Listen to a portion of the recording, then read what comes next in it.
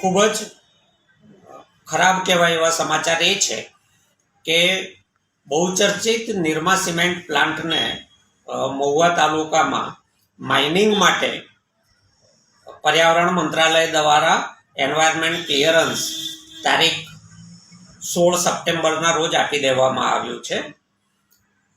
Cement plant જેને માટે mining થવાનું છે એનો કેસ અત્યારે સુપ્રીમ કોર્ટ સામે પેન્ડિંગ પડેલો છે.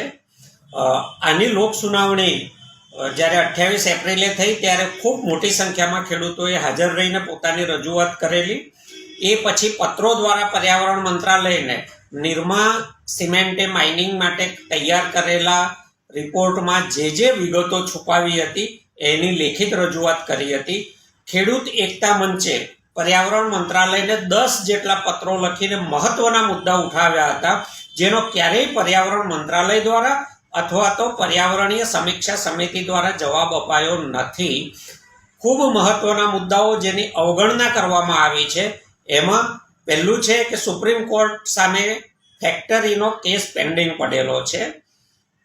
સુપ્રીમ કોર્ટે પોતે નિમેલી એક કમિટીએ સ્થળ તપાસ પછી એવો રિપોર્ટ કરેલો છે કે આ વિસ્તાર કોઈ પણ પ્રકારના ઉદ્યોગને આપી શકાય નહીં.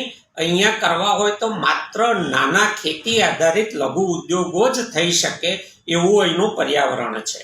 પર્યાવરણ મંત્રાલયે પોતે જે સમિતિ નિમેલી એનો પણ રિપોર્ટ આવો જ હતો કે કોઈ પણ પ્રકારના ઉદ્યોગ માટે આ જમીન આપી શકાય નહીં. આ બંને રિપોર્ટ અલગ અલગ સમયે અલગ અલગ નિષ્ણાતોએ આપેલા એની આ કમિટીએ સંપૂર્ણ અવગણના કરી છે, જે ખેડૂત એકતા મંચ અને ખેડૂતો દ્વારા એમને આપવામાં આવ્યા હતા. બીજી મહત્વની વાત એ છે કે અહીંયા 2018માં સર્ટિફિકેટ વન વિભાગ પાસેથી પત્ર લીધેલો છે.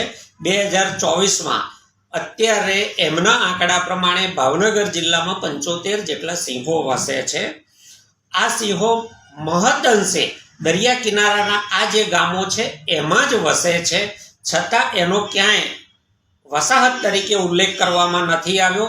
ત્યાં જે સિંહોને પીવાના પાણી માટેની કુંડીઓ બનાવેલી છે વન વિભાગે, એના પણ ફોટા પર્યાવરણ મંત્રાલયને આપ્યા છે.